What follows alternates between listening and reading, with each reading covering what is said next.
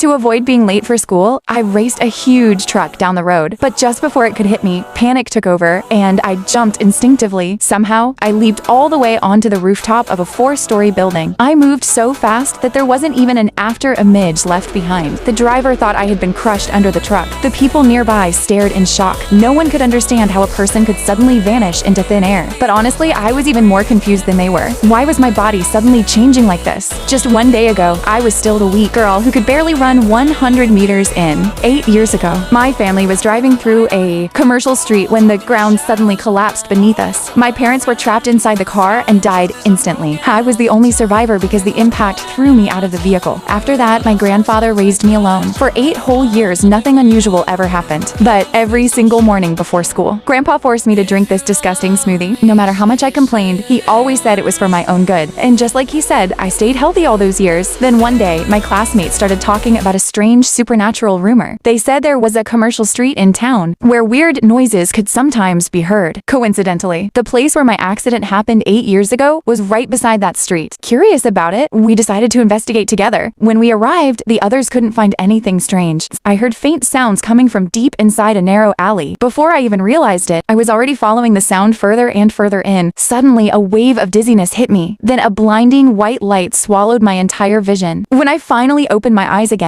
I realized I was no longer in my own time. I had somehow traveled back to the Taisha era. And even stranger, everyone walking through the streets looked like ghostly shadows.